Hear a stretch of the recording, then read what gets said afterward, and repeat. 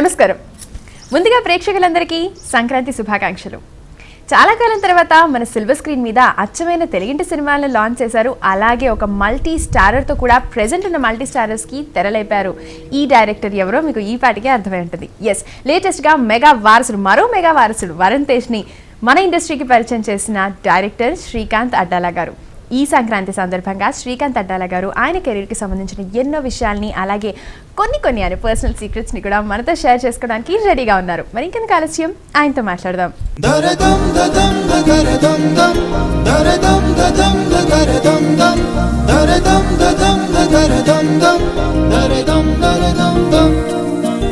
నమస్తే సార్. ముందుగా మీకు స్పెషల్ సంక్రాంతి శుభాకాంక్షలు.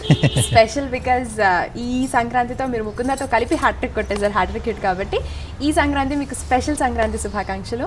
సో ఎలా సెలబ్రేట్ చేసుకుంటున్నారు ఈ సక్సెస్ ని అండ్ ఆల్సో సంక్రాంతిని? ముందుగా మీకు కూడా సంక్రాంతి శుభాకాంక్షలు. మీకు స్పెషలే, ఎందుకంటే ఎవ్రీ ఫెస్టివల్ ఈజ్ స్పెషల్ కదా. సో ఈ సంక్రాంతి సంథింగ్ స్పెషల్ అన్నట్టు. బాగుందండి. మూడో సినిమా కూడా మంచి హిట్ సాధించడంతో హ్యాపీనెస్ అలా కంటిన్యూ అవుతుంది. సో ఇది ఇచ్చిన ప్రోత్సాహం ఇంకా ముందు ఇంకా మంచి చేయడానికి ఖచ్చితంగా చాలా బాగా దోహదపడుతుంది. చాలా తృప్తిగా ఉంది. సో ఇంతకు ముందు అంటే డైరెక్టర్ అవడానికి ముందు సంక్రాంతి ఎలా ఉండే, డైరెక్టర్ అయిన తర్వాత సంక్రాంతి ఎలా ఉంది? ఉండేదండి. మీరు పర్టికులర్గా సంక్రాంతి గురించి అడిగారు కాబట్టి చెప్తున్నాం కదా. అసిస్టెంట్ డైరెక్టర్గా ఉన్నప్పుడు మొత్తం ఖాళీ అయిపోయి 2-3 రోజులు ఇంటికి వెళ్ళేవాళ్ళం.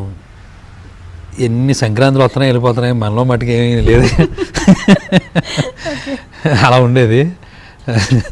అంటే ఇంక ఎలా ఉద్దేశం కాదు, ఇంక నెక్స్ట్ సంక్రాంతికి వెళ్ళకూడదు బాబు, 10 అడుగుతాడు ఏదోటి, ఏమైందిరా ఎంతవరకు వచ్చింది, ఇలాగ అనిపించేది. ఇప్పుడు వెళ్తే మిమ్మల్ని తప్పకుండా నెక్స్ట్ ప్రాజెక్ట్ ఏంటి అని అడుగుతారు ఖచ్చితంగా.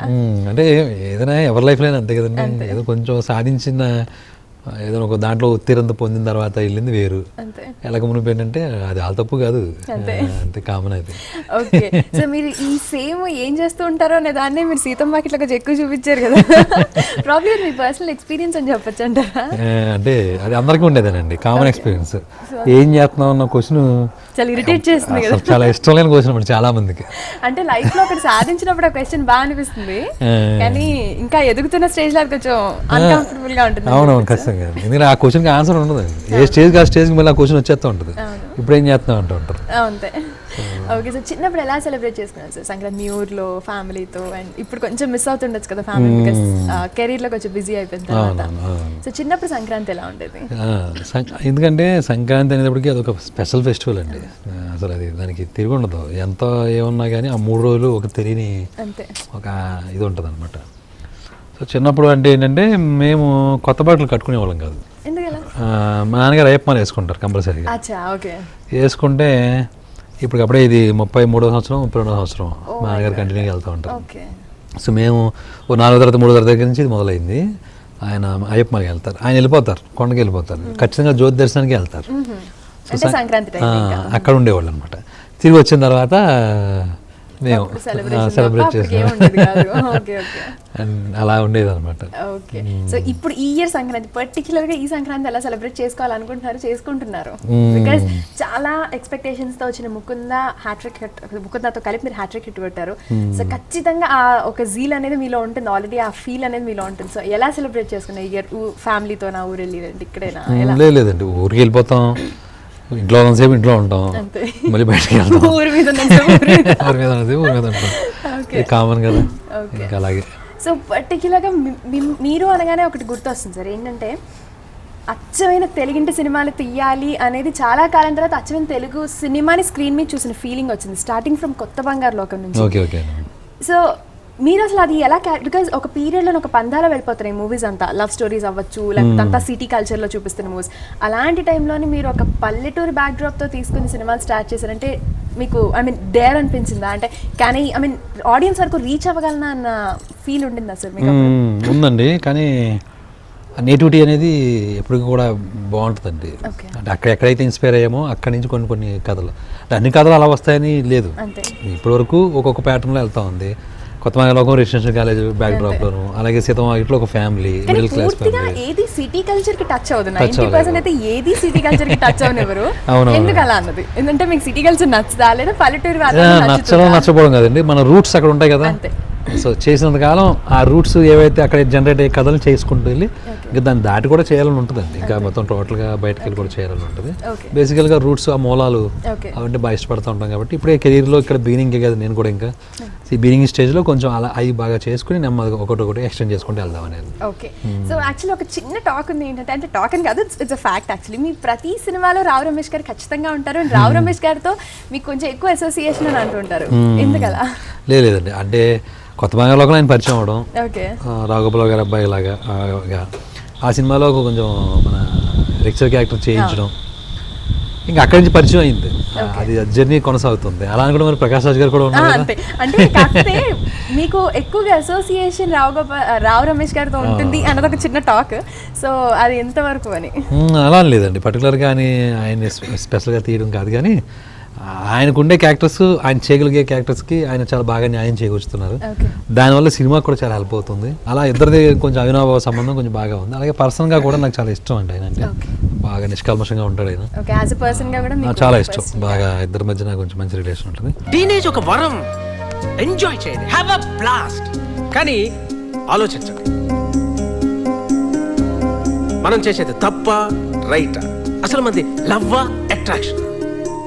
1కి 2 సార్లు, 1కి 10 సార్లు జస్ట్ టెస్ట్ యువర్సెల్ఫ్. ఎందుకంటే ఆకర్షణలు అన్నీ ఊహలే ఉంటాయి, పగటి కలలు.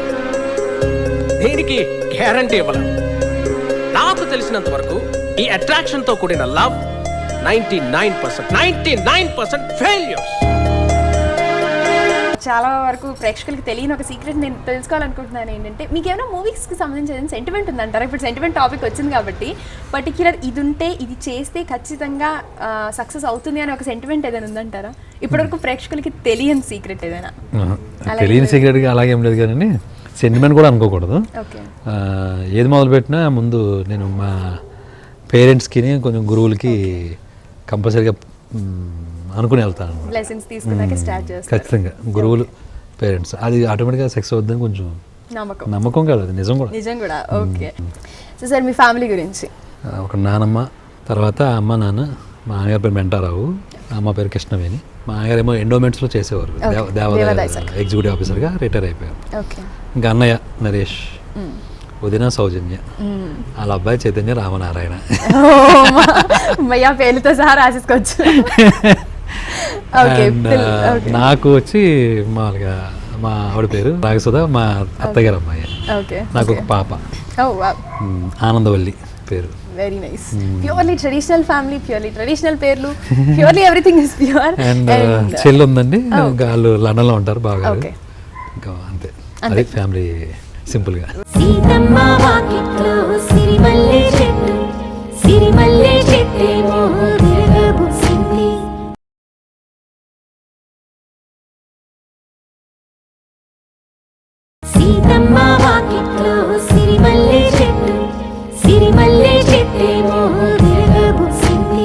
సీతమ్మ వాకిట్లో నాకు తెలిసి చాలా కాలం తర్వాత ఆఫ్టర్ వెరీ లాంగ్ గ్యాప్ ఒక మల్టీ స్టారర్ వచ్చింది స్క్రీన్ మీదకి, బిగ్ స్క్రీన్ మీదకి.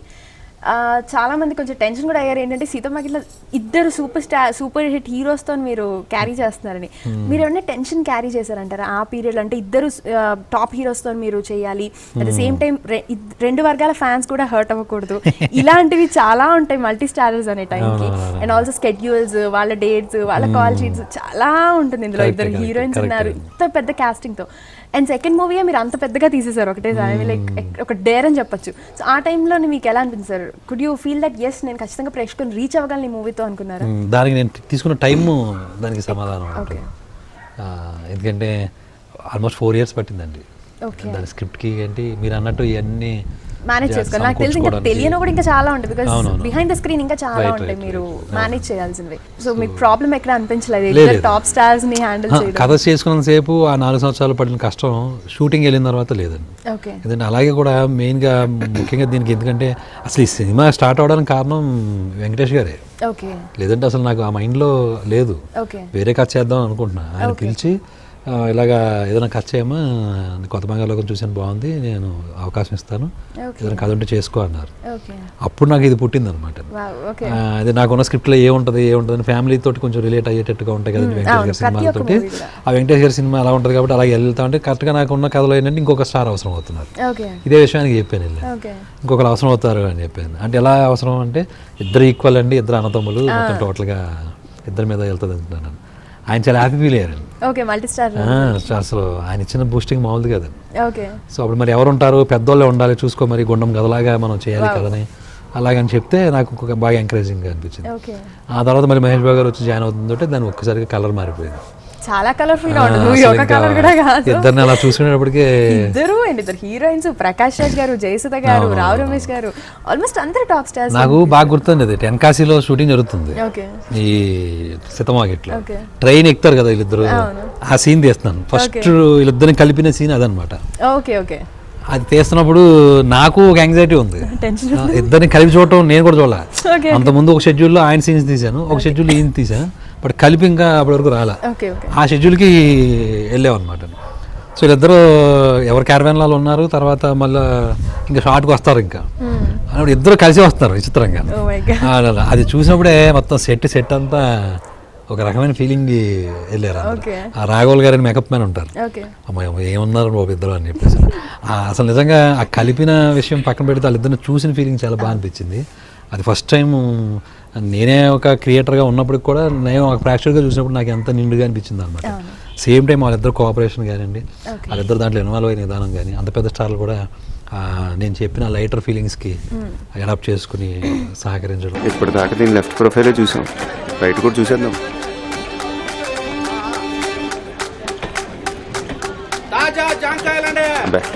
రైటే బాగుంది.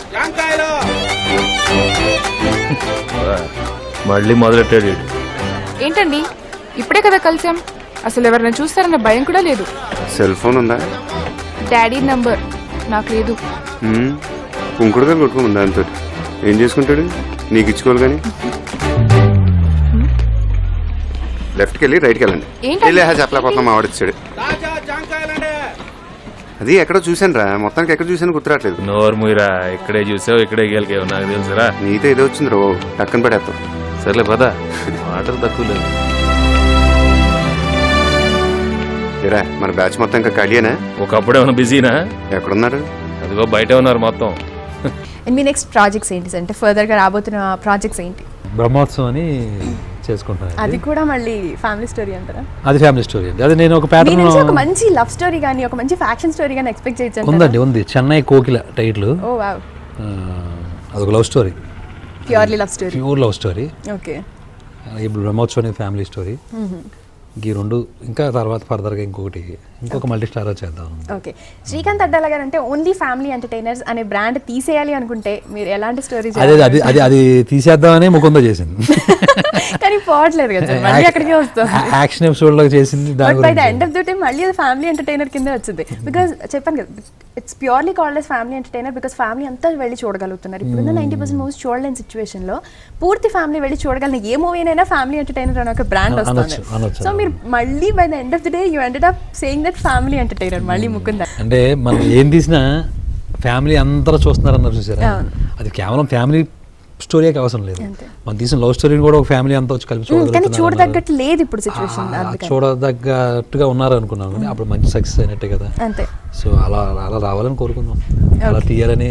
అండ్ మీరు అంటే ఇప్పటి వరకు వచ్చిన మూవీస్లోని ఎక్కువ కోనసీమ బ్యాక్డ్రాప్ ఎక్కువ చూపిస్తారు, అంటే ఆర్ట్ సైడ్. మీరు అటు సైడ్ నుంచి వచ్చినందుకు అభిమానం అంటారా, లేదంటే అక్కడ లొకేషన్స్ మీకు ఇష్టం అంటారా, ఏంటి రీజన్ అంటారా? బేసిక్గా ఏంటంటే కొన్ని కథలు నేను అక్కడ ఇన్స్పైర్ అయ్యి రాసుకున్నాను. ఓకే. కెరీర్లోకి రాకమునిపే ఇప్పుడు ఎలాంటి కథలు చేయాలి, నేను అందరిలో కంటే కొంచెం డిఫరెంట్గా ఉండాలి, కొత్తగా ఉండాలి, ఇన్నోవేటివ్గా నా ఐడియా ఉండాలి. సో అనుకున్నప్పుడు నాకు అనిపించింది ఏంటంటే ఫస్ట్ టైము ఈ నేటివిటీ, ఇవి కొంచెం రీజనల్ స్టోరీస్ కొంచెం ముందుకు వెళ్దాం, ఆ తర్వాత నెమ్మదిగా ఒక్కొక్కటి అర్బన్కి నెక్స్ట్ ఇంకా దాటించుకుంటూ వెళ్దాం ఉందాం, అలాగా యూనివర్సల్కి అప్లై చేసుకుంటూ వెళ్దాం అని చెప్పేసి కోరిక అనమాట. హీరో హీరోయిన్ ఇక్కడే ఉంటారు, ఎక్కడో లోకల్లో చిన్న కాలేజ్, కానీ పాట అనేసరికి అక్కడికి వెళ్ళిపోతారు. ఇక్కడ నుంచి they travel all the way there. కానీ అలాంటివి జరగవు ఇక్కడ. మన సీతం మార్కెట్లో అయితే మన ట్యాంక్ బండ్ మీద, నెక్లెస్ రోడ్ మీద మీరు పాటలు తీసేసిన ఉన్నాయి. అలాంటి టైంలో కూడా మీరు అక్కడ ఆప్ట్ చేయలేదు ఎప్పుడు ఫారిన్ బ్యాక్ డ్రాప్స్. ఎందుకంటారు? మన ఇండస్ట్రీకి సంబంధించి, మన ఇండియాకి సంబంధించి సాంగ్స్ అనేది ఒక ప్యాటర్న్, మన సినిమాల్లో కంపల్సరీగా ఉండే ప్యాటర్న్. ఓకే. సో ఆ సాంగ్ ద్వారా మనం ఏదో ఒక ఫీలింగ్ ఎక్స్ప్రెస్ చేయాలి. ఓకే. చేయాలి అంటే మనం ఎప్పుడు చూడని ఒక విజువల్ కనపడితే ఇంకా బాగుంటుంది. సో అందుకని ఆ ఫారిన్లో మనకి అలాంటి లొకేషన్స్ అని ఎక్కువ అవైలబిలిటీ ఉంటుంది కాబట్టి అవి వెళ్ళటం చేయడం జరుగుతుంది. అది తప్పు కాదు, బాగుంటుంది కూడా, ఫిట్ అవుతూ ఉంటుంది.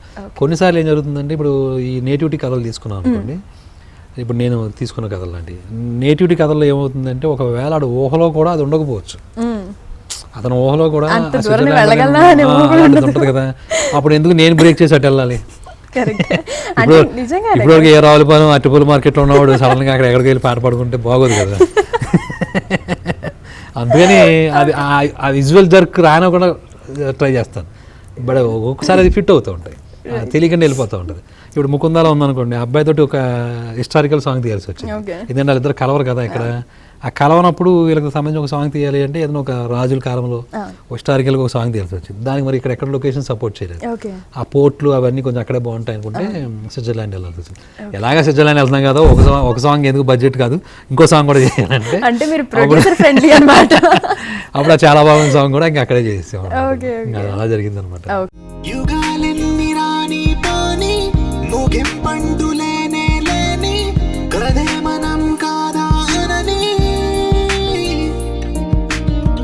సమీపాన ఉన్నా కానీ కదల్లేని ఈ దూరాన్ని మరో అడుగు ముందుకు రాని నేను నన్ను చెత్త కలిపితే గాని తన పని పూర్తవదనుకోని మన వెనకని తరుముతు రాని ఈ క్షణాన్ని దరదం దదం దరదం దం దరదం దదం దరదం దం దరదం దదం దరదం దం. సీతమ్మ వాకిట్లో సిరిమల్లె చెట్టు, సిరిమల్లె చెట్టేమో విరగబూసింది.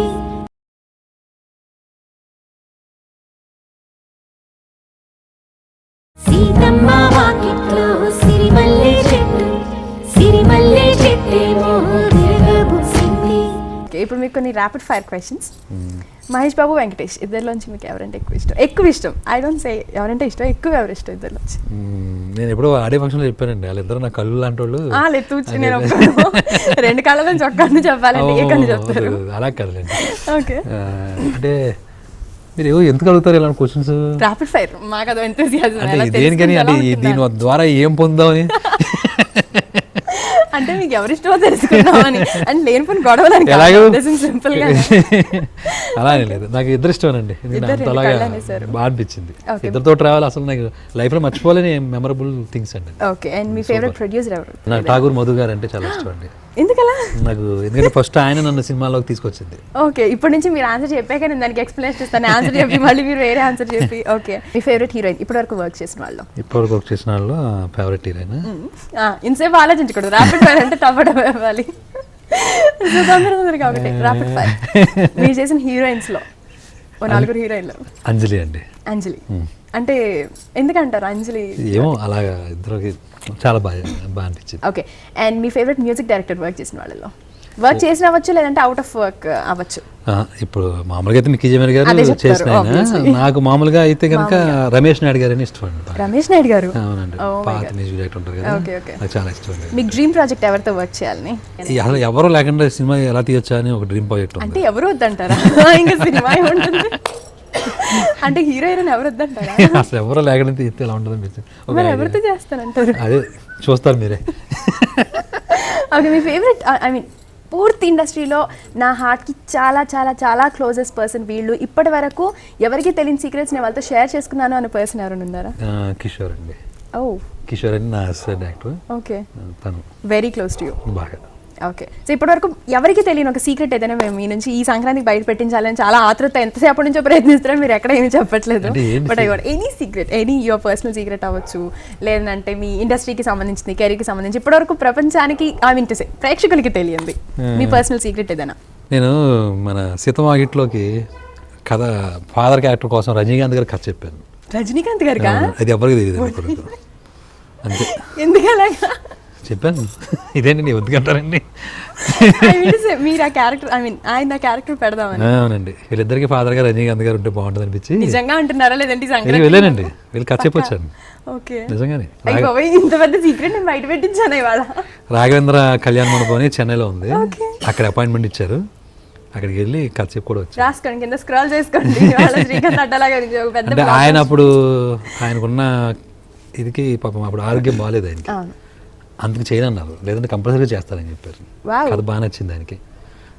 పైగా తెలుగులో చేయడానికి నాకు అభ్యంతరం ఉండలేదు, ఎందుకంటే డైరెక్ట్ తెలుగు ఆయన చాలా తక్కువ చేశాడు. డైరెక్ట్ తెలుగు పెదరాయుడు కూడా చేశారు కదా, సో నాకు ఇలాంటి చేయడంలో నాకు అభ్యంతరం లేదు.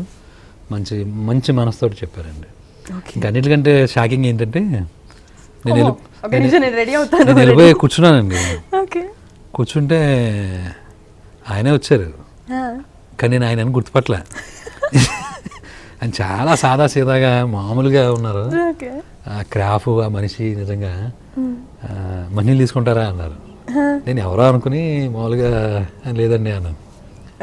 అప్పుడు వచ్చి మళ్ళీ ఒక్కసారి మళ్ళీ వెనక్కి వెళ్ళి మళ్ళీ వచ్చి కూర్చుని దేనికి చెప్పండి అన్నారు. అప్పుడు గుర్తుపెట్టేశాను అంటే అమ్మ బాబు ఇదేంటి ఈయనే కదా అనుకున్నాను. అప్పుడు నిజంగా అది ఏమంటారు పులకరించడం అంటారు చూసారా, అది చాలా బాగా. ఇప్పుడు మీరు చెప్పగానే మాకు అలాగే అనిపించింది. అయిపోయి ఇంకా రజనీకాంత్ గారిని తీసుకొచ్చి పెడదాం, అది ఇంకా మామూలు స్టార్ రావద్దు అనమాట, దానికి ఇంకేమైనా పేరు పెట్టి స్టార్లు అవుతాయి. 40 minutes నేరేషన్ ఇచ్చారండి, ఓపికగా విన్నారు, నచ్చింది ఆయనకి. నన్నే ఎందుకు తీసుకుందాం అనుకుంటున్నావు దీనికి డౌట్ వచ్చింది అని అడిగారు. అంటే అందులో ఒక మాట ఉంటుంది కదండి, మనిషి అంటేనే మంచోళ్ళు అయితేనే మనిషి అనిపించుకుంటారని. అది చెప్పగలిగే వాళ్ళు ప్లస్ ఓ మనిషిని చూసి నవ్వుతూ ముందుకు వెళ్ళిపోతున్న ఒక క్యారెక్టర్ కదా. సో అటు రిక్షా వాళ్ళ దగ్గర నుంచి ఒక కోటీస్ వరకు కనెక్ట్ అయిపోవాలి ఆ క్యారెక్టర్కి. సో పైగా ఎలాగో నేను ఎక్స్పెరిమెంట్ చేస్తున్నాను, ఈ పెద్ద హీరోలతో చాలా సాదాసీదాగా మామూలుగా చేస్తున్నాను. సో ఎందుకు చేయకూడదు ఆయనతో అనిపించింది. దిల్లా గారిని అడిగాను, శంకర్ గారి ద్వారా ఆయన ఏదో రికమెండ్ చేయించారు, ఆయన రమ్మన్నారు, చెప్పాము. బట్ ఆయన హెల్త్ నాకు పర్మిట్ చేయట్లేదు, బయటకు వస్తే నాకు ఇంచుమించు 2 గంటలు కష్టపడతాను నేను మళ్ళీ డస్ట్కి దానికి, అందుకనే చేయలేకపోతుందని ఏమనుకోకండి అని చెప్పేసి అన్నారు. బట్ నాకు సాటిస్ఫాక్షన్ ఏంటంటే లైఫ్ లైన్ ఒక కథ చెప్పేశాను. వరుసగా 3 సక్సెస్లు అందుకున్నారు. అట్ ద సేమ్ టైం ఇంకా మాకు బోల్డ్ అండ్ సక్సెస్లు అందించిపోతున్నారు. And very very very happy that మరోసారి మీకు మా తరఫు నుంచి అండ్ మా ప్రేక్షకుల తరఫు నుంచి సంక్రాంతి శుభాకాంక్షలు తెలియజేస్తూ, నా తరఫున కూడా ప్రేక్షకులందరికీ, అలాగే ముఖ్యంగా ముకుంద టీంకి, వాళ్ళకి పేరు పేరు నేను చెప్పలేకపోవచ్చు, ఇది నాకు మంచి అవకాశంగా తీసుకుని ఆ ముకుందాకి ఆ సక్సెస్ని ఎంజాయ్ చేస్తున్న అందరికీ, టెక్నీషియన్కి, అందులో పనిచేసిన ఆర్టిస్టులందరికీ కూడా సంక్రాంతి శుభాకాంక్షలు. అలాగే మొత్తం ఆంధ్ర రాష్ట్రం, తెలంగాణ రాష్ట్రం, అందరికీ తెలుగు వాళ్ళైనా ఎక్కడున్నా అందరికీ కూడా సంక్రాంతి శుభాకాంక్షలు. ఆనందంగా చక్కగా గడుపుదాం. Thank you so much.